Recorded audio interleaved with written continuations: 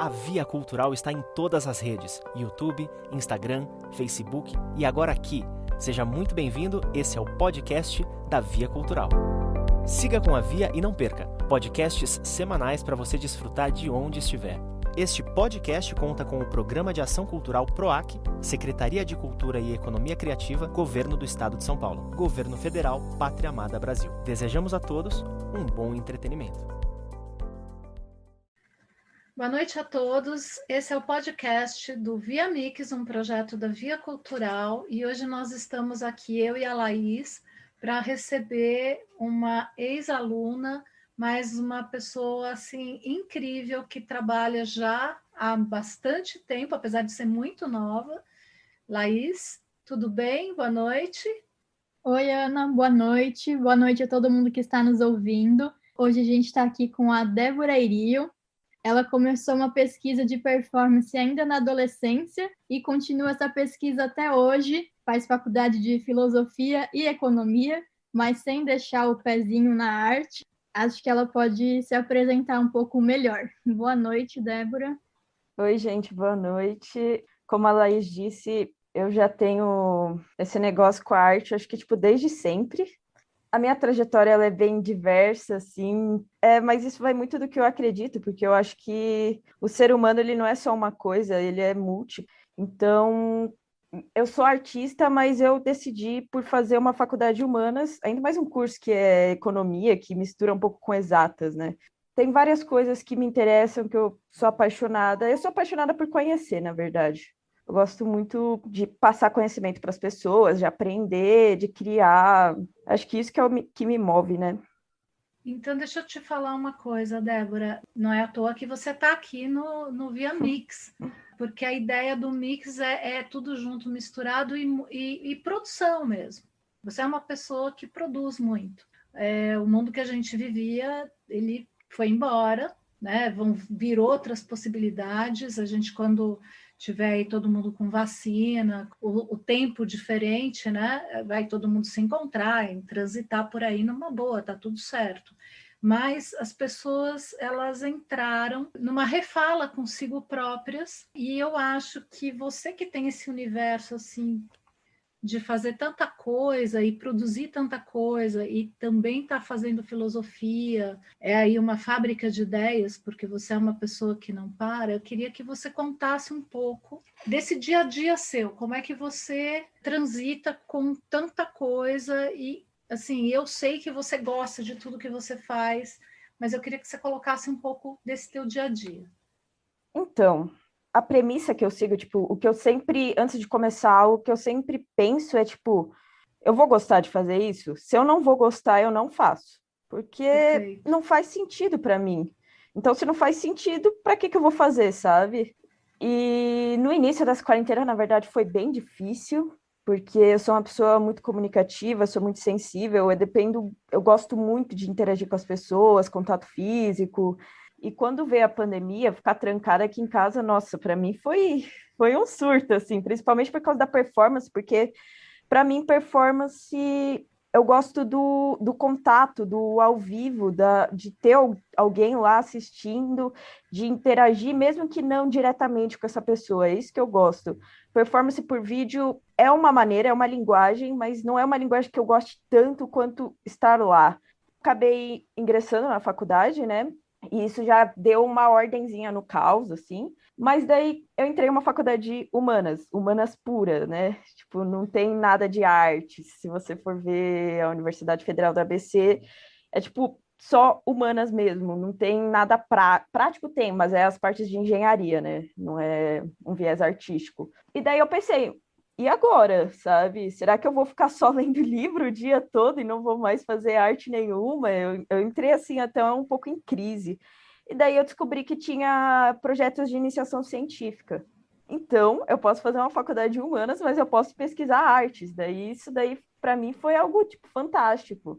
E não que eu não goste de humanas, eu adoro filosofia, eu sempre pensei em fazer filosofia. Para mim é o que compõe o ser humano, assim, no âmago dele, eu não sei explicar direito. Não, eu acho que você se explicou super bem, é isso mesmo. Eu acho que é mais âmago do que essência, porque a composição né? O ser humano, da maneira que ele interage culturalmente, e a filosofia tem a ver com o espelho, né, que a própria cultura traz, né? Quer dizer, no momento em que você se comunica, você recebe de volta, passa por linguística também, mas é bem isso que você falou, filosofia e arte estão assim na base da construção de um ser. Sim, então, daí entrar na faculdade me deu um up, assim, porque eu estava muito perdida na vida. É porque na minha cabeça eu sempre acho que eu não estou produzindo tanto, mas quando eu vou ver, eu já fiz um monte de coisa, assim. É que, gente, eu não penso, eu vou fazer isso, eu vou fazer aquilo, não, eu só faço, e Sim. daí depois eu Você tem vejo... insight, assim, você acorda no meio da noite, você tem insight, você acorda de manhã, vai tomar café, você tem uma ideia. Porque é claro que quando a gente vai produzir, a gente planeja, mas as ideias vêm assim, quando você está fazendo qualquer coisa. Acordar no meio da noite isso não acontece, porque meu sono é muito pesado, eu gosto muito Isso de é dormir. maravilhoso, É. pô. Tá ótimo Isso é mesmo. maravilhoso! Gente, Querendo. dormir é muito bom mesmo, até Nossa, porque é muito você bom. tem que descansar um pouco a cabeça para ela produzir mais. Eu acho que um artista ele não tem que ficar pensando só eu tenho que produzir, eu tenho que produzir, eu tenho que produzir. Porque essa lógica de produzir, produzir, produzir vem muito do mundo capitalista, né? Que a gente tem que estar sempre fazendo alguma coisa, sempre consumindo, sempre produzindo. Você E tem que daí ter o ócio, né, também. então, e daí, tipo, dormir também é uma ótima ferramenta para você sair um pouco desse ciclo vicioso de produção e consumo, porque é um momento só seu, que você tá lá com o seu inconsciente, com o seu sonho, e você pode aproveitar muito isso. Isso é muito saudável para o seu corpo, saudável para sua criatividade, saudável para tudo. Eu acho que você tem uma linha de pensamento muito legal, Débora. Fala um pouco mais sobre isso, sobre essa questão da arte também ser saudável. Não como produção, mas como expressão. Eu sempre tive muita dificuldade em relação às artes, porque desde sempre eu nunca fui para uma área em específico. Foi, tipo, tão natural, assim, eu comecei a fazer música, daí eu comecei a desenhar, comecei a escrever, e eu nunca pensei, nossa, eu vou ser uma artista, eu vou ser algo. Não, eu só fazia as coisas sem pretensão, sabe? Eu acho que às vezes as pessoas que fazem arte só pela fama se torna uma arte meio vazia, assim. Eu Com acho que certeza. você tem que Entrar no mercado, né? eu sei que é necessário, porque artistas precisam comer também, ganhar dinheiro. Eu gosto de fazer uma arte genuína. Eu acho que uma arte genuína pode vir a ser uma arte de mercado, ter muito mais valor do que uma arte feita para o mercado. Eu não gosto de uma linguagem específica, tanto que agora nessa quarentena eu até me distanciei um pouquinho das artes cênicas, assim, eu continuo estudando performance e gostando tipo do corpo, eu faço bastante exercício físico, mas eu afastei um pouco dessa linguagem teatral porque eu tentei fazer teatro online e não rolou, tipo, para mim não é a mesma coisa, é diferente. E eu acabei me aproximando muito da música, sabe? Daí eu percebi que eu tô sempre achando alguma linguagem para eu me expressar além da linguagem verbal. A linguagem verbal ela é mais para o dia a dia, para a sobrevivência. E quando você transforma isso numa comunicação musical, ela é muito mais universal. É como se você tivesse uma vibração mais matéria, que é o dia a dia, o falar, o se comunicar, o resolver os perrengues do dia a dia, e de repente, quando você vai para uma performance, para uma música, para uma expressão, você entra numa coisa mais sutil, numa vibração mais pura. Qualquer pessoa que gosta de música pode ouvir música e não precisa falar o português ou o inglês ou o japonês. Né? Qualquer pessoa que ouve uma música, ela pode ser tocada e ela pode entender essa música.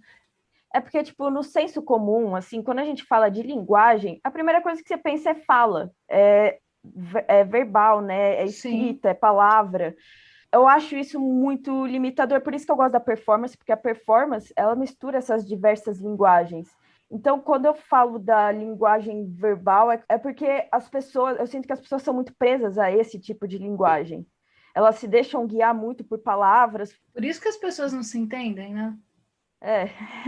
Ah, não, mas aí entra uma questão profunda e de difícil, interpretação, né? é difícil. Não, mas a gente tem um mundo que no verbal está muito em crise mesmo.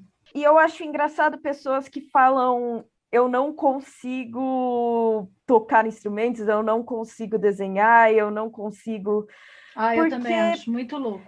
Não, porque, tipo, se todo mundo consegue falar, todo mundo consegue escrever, todo mundo aprende a língua, por que você não poderia aprender essas outras linguagens? As pessoas não veem como outra linguagem, elas veem como... Também é por causa desse negócio de ter o artista como algo superior, como algo, assim... Então, mas isso é uma coisa que se a gente for ver na história, Débora, desculpa te interromper, mas se a gente for olhar na história, os artistas, eles sempre serviram a uma classe dominante, né? Sim.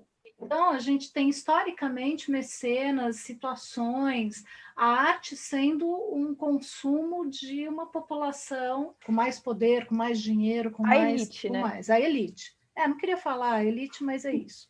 E, na verdade, se você tem alguns artistas servindo a elite e as pessoas, em geral, as pessoas comuns, digamos assim, não têm acesso a essa cultura, elas vão continuar sendo essas pessoas. Então, uma maneira de você conter a mudança social é você negar às pessoas o contato com arte, com cultura, com música. E eu acho que tem uma grande questão política, por isso que eu falo que a arte é muito política, porque a arte é uma libertação. A gente tinha uma professora, a Luli, que ela sempre falava isso: ninguém nasce sem poder aprender alguma coisa. E se você quer desenhar, você pode aprender a desenhar. É simples, é só você observar, é só você dar tempo para o desenho chegar em você.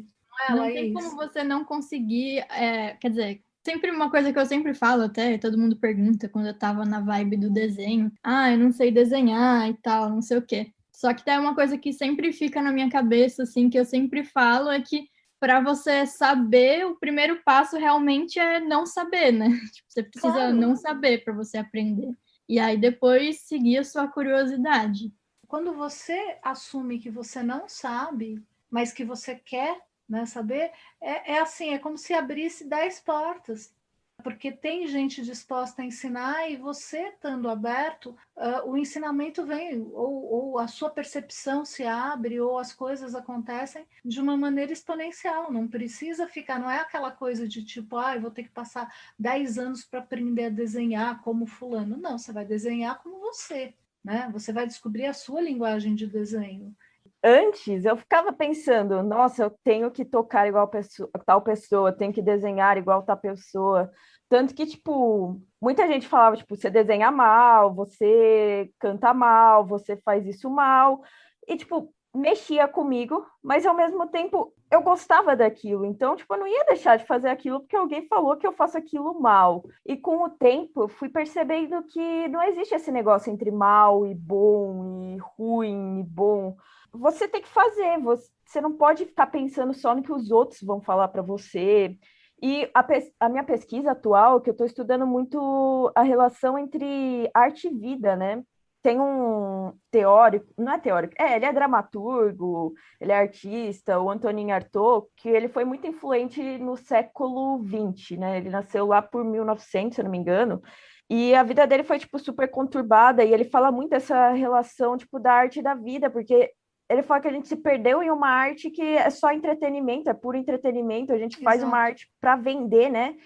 E ele busca essa arte mais visceral, mais do ser humano mesmo. É porque ele critica mais o teatro e ele fala, né, que o teatro virou um teatro de fantoches, né? Em que o público só fica assistindo e o ator também fica, e tipo, tem uma barreira entre eles. Eu me identifiquei muito com esse pensamento, assim, que a arte é vida, a arte... Você tem que se entregar, você não pode ficar se prendendo, sabe? Tem muitos teóricos também que falam que uma obra de arte verdadeira é quando o espectador sai transformado, mas eu acredito que às vezes nem é só o espectador que precisa sair transformado, é o artista também que precisa sair. Eu acho que você tem muita razão, porque a cartaz ela tem que estar dos dois lados. A arte, na verdade, é como se fosse, nesse ponto, uma fagulha para você virar uma supernova. Quando você despeja adrenalina no seu organismo, porque você está encenando ou está produzindo uma performance, ou está pintando, ou está desenhando, quer dizer, não interessa o que você está, qual é o seu processo artístico, você passa por um processo cognitivo que vira psíquico e entra num processo químico. Na verdade, eu acho que quando você termina, é quase como se fosse um apogeu mesmo, uma cartaz. Por isso que a gente sua quando está representando, né? Quando você para, seu coração está disparando, antes de você entrar numa performance, você sente coisas físicas, né? Que podem ser de medo, a ansiedade, a felicidade, tudo junto misturado. É químico mesmo. E isso passa para quem está do outro lado. Então, Sim. é um momento, é como se fosse um universo inteiro ali naquele momento. É que eu gosto de diferenciar o meu eu artista e o meu eu pesquisadora. Eu sei que é tudo a mesma coisa, provavelmente um interfere no outro, mas na minha cabeça eu gosto de separar os dois. Eu, como artista, eu penso, tem essa conexão, eu tenho esse sentimento. Eu penso muito mais no sensitivo, na visão. E depois Sim. eu, como pesquisadora, eu como teórica, eu tento teorizar, tipo, por que que isso acontece? Como artista, eu não pergunto por que que isso acontece, eu quero manter isso, eu quero aumentar isso, eu quero intensificar, mas não necessariamente de uma forma racional, porque a racionalidade, para mim, na minha visão, limita um pouco a nossa Organiza, criação. e a criação organizada, ela tem... É assim, a gente tem os dois lados do cérebro, direito e esquerdo, para atuarem junto. Eu acho que é muito inteligente a gente separar. Né? Vai falar aqui é o artista e a produção do artista tem que ser livre. E depois que você cria, que você acontece como artista, você tem um distanciamento e aí elaborar todo esse lado de filosofia. Eu acho que isso é perfeito. Grandes artistas não conseguem fazer isso. Sim, sim. Né? E Então, grandes filósofos não conseguem criar como um artista. Mas eu acho que quando a gente consegue perceber que dá para fazer as duas coisas, e o processo vai aos pouquinhos, você vai pondo um pé aqui, um pé ali, um pé aqui, um pé ali, e vai construindo os dois universos. Débora, a gente usa pouquíssimo o nosso cérebro. sim, não, exatamente. Pouquíssimo o nosso corpo. Eu sempre gostei muito de esporte, né, e tal, mas eu sempre fui muito racional. E depois que eu descobri o teatro me sensibilizou de uma forma que eu não sabia que era possível, assim, na verdade. Que legal. Então, tipo, eu mantenho o meu lado racional, sou uma pessoa super racional, assim, eu entendo, mas o teatro conseguiu aflorar muito minha parte sensível, então eu também sou uma pessoa super sensível, né? Eu acho que eu reprimi até um pouco esse lado sensível, eu acho que todo mundo reprime um pouco esse lado sensível. A gente tem medo, né? E eu acho que a arte é exatamente esse lugar que você tem liberdade para não reprimir esse sensível. E por isso que, às vezes, envolver muito a razão, o racional, os pensamentos, ele interfere negativamente, porque se você ficar pensando muito, você não faz. Então, mas se você usar o racional a seu favor, né? Inteligência emocional. Sim. Inteligência emocional é uma coisa que você Nossa, controlar esse seu racional. Então, quando você tem consciência, né, de alguns limites e você usar a razão para você melhorar o seu estado aqui, porque na verdade nós não somos, nós estamos. E isso eu acho que é uma coisa que também você deve estar trilhando na sua pesquisa. Porque quando a gente fala, eu sou artista, não quer dizer nada. Eu sempre tive muito conflito com essa palavra artista. Eu nunca consegui falar que eu sou artista, assim. Nossa, Tanto que isso é uma coisa, né? na minha bio do Instagram, eu coloquei um termo que eu li em um livro que eu estou estudando para a minha pesquisa, e ele fala do termo a artista. Tracinho artista, que é a negação do artista. Eu não sou artista. Daí eu gostei muito desse termo, daí eu deixei na minha bio até. Antes era proto-artista, né? Porque eu ficava, mano, eu não sou artista, então... Você lê muito? Deveria ler mais, na verdade. mas é que atualmente eu tô lendo muita coisa teórica por causa da faculdade, né? Uhum. Na verdade, estudar me acalma. É porque eu tenho tanto um caos, assim, tão uma agitação, ansiedade dentro de mim, que quando eu leio, as coisas meio que se tornam um pouquinho mais lógicas, dá para entender um pouco mais a realidade, daí parece que me acalma. E eu gosto muito dessa parte, assim, de linguagem, que é o que eu estou estudando mais agora, né? Esse negócio da semiótica, porque é tipo Essa tudo... semiótica é maravilhosa, é tudo de bom. Ah, meu Deus. Não, na verdade é um inferno. Nossa, não é muito legal. Eu estudei isso quando eu estava na USP, sei lá, em 80 e... Gente, eu sou antiga também, né? Eu sou velha. Em 83 eu descobri a semiótica. Comecei pela semiótica social, depois entrei na semiótica dentro da linguagem, da linguística. A semiótica é incrível. Quando você falou que você lá no começo da pandemia, você ficou assim, numa situação de uau, e agora, tal. E você começou a mudar, você começou a se organizar. Qual foi digamos assim, o caminho ou os caminhos? Como é que rolou isso? Como é que foi esse 1 ano? Com o início da pandemia, eu fiquei presa aqui em um lugar. E isso foi muito difícil para mim, assim. Eu tive muitos ataques de pânico ano passado. Tipo, eu não tenho síndrome do pânico, mas eu tive ataque de pânico, ataque de ansiedade, eu não sei direito a nomenclatura. E isso que é um ponto. Às vezes as pessoas falam, quando você tá assim, tenta fazer arte, mas eu não conseguia nem fazer arte, porque eu tava tão surtada, tão pilhada, assim, que eu não conseguia fazer nada, assim. Daí eu tive que ir num psiquiatra, daí eu tomei uns remédios que me ajudaram, assim, também. E quando você vai se acalmando, você vai produzindo. Se deixar só o caos dominar, a gente também não consegue fazer nada, né? Nada, Tava falando vira, isso hoje, sim. Vira uma... né? Sobre o artista sofredor, assim. Eu falei, eu pessoalmente, quando tô sofrendo, quero ficar deitada dias sem Exatamente. tomar banho, não quero levantar e pintar um quadro. Essas epifanias, nossa, estou sofrendo, eu vou criar arte. Não, não funciona assim. Quando eu estou sofrendo, eu só quero deitar, chorar e ficar lá chorando. Depois eu me recomponho e talvez eu crie algo, mas, tipo, no momento. Vocês não têm o momento da raiva, da criação? Da raiva, quando eu fico mal, chega uma hora, eu fico assim, olho para mim, eu falo, cara. Não adianta eu ficar assim. E aí eu fico tão puta que daí eu faço 10 coisas ao mesmo tempo. Você está falando, Débora, eu me vejo muito assim. A minha vida inteira eu fui assim. Eu vou te dizer, isso não vai mudar, viu? No momento em que você percebe a vida em você de verdade, você começa a pirar. E aí, quando você percebe que você pode controlar a sua piração com arte, aí você entra numa felicidade, é uma coisa assim tão bonita. As pessoas falavam para mim, mas você não se detém em nada, você quer fazer tudo, você passa de uma coisa para outra. Cara, eu sou multiartista, né? E assim, e gosto de ler, e gosto de escrever, e faço, né, as coisas acontecerem, crio projetos. Né? Não, é verdade, a gente faz muita coisa realmente ao mesmo tempo. São agora na Via esse semestre, assim, eu nem sei dizer quantos projetos, porque são vários projetos ao mesmo tempo, e dentro de cada projeto vários subprojetos, e aí a gente acabou se enchendo de compromissos que a gente tem, tipo, uma com a outra ou com o público, né? Tipo, essa conversa com você, aí conversas com outras pessoas, eventos ao vivo. Então, a gente acabou tendo contato com muita gente legal nesses últimos meses. E aí, a cada contato com alguém legal, uma ideia nova surgindo, assim. Exato. Aí acaba o evento, a Ana manda mensagem, eu tive uma ideia, não sei o quê. Ou eu mando uma mensagem, Ana, por que a gente não faz isso? Olha,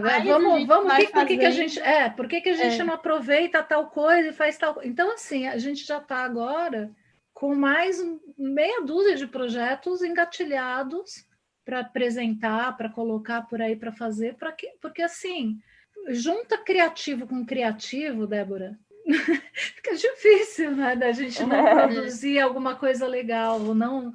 Sem contar os projetos pessoais de cada um também, né? Que aí a gente vai contando um para o outro, vai somando junto, então totalmente todo mundo fazendo 1 milhão de coisas.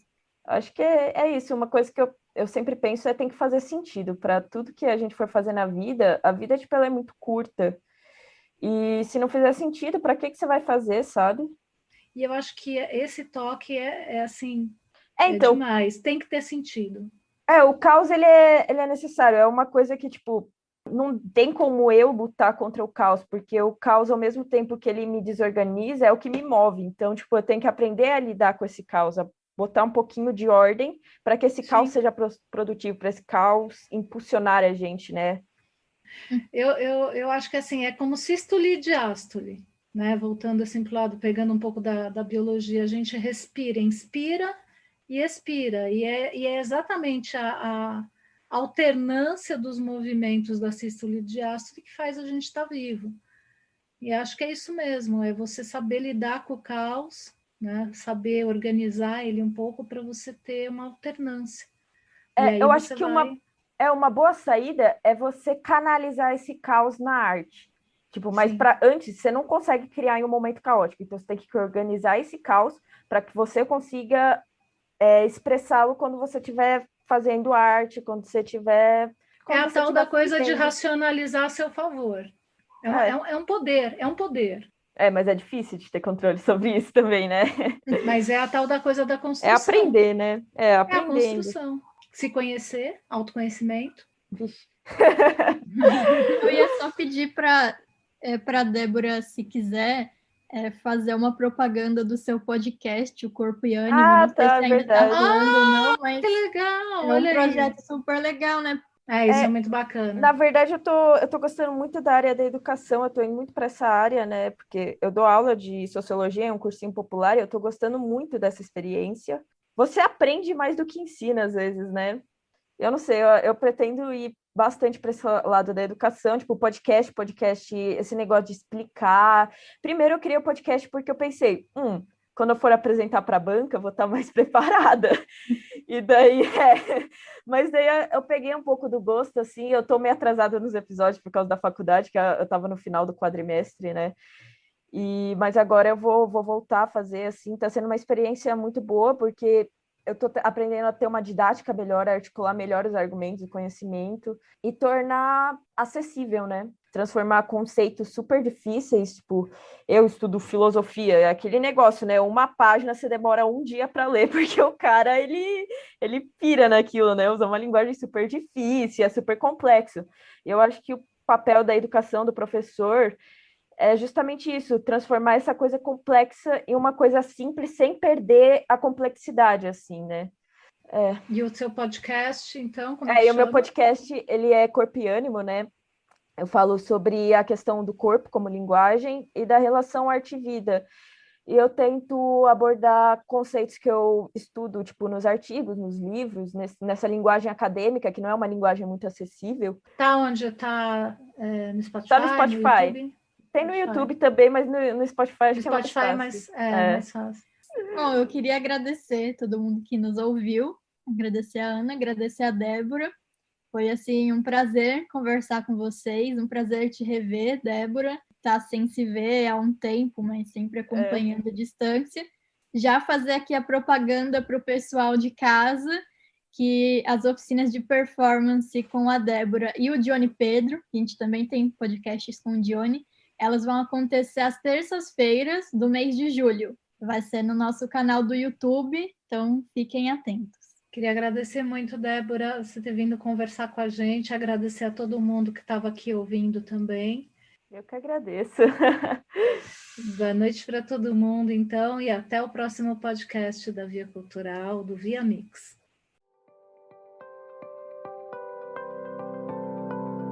Curtiu o nosso podcast? Siga com a Via em todas as redes e não perca conteúdos semanais para você. Este podcast conta com o Programa de Ação Cultural PROAC, Secretaria de Cultura e Economia Criativa, Governo do Estado de São Paulo, Governo Federal, Pátria Amada Brasil. Até a próxima!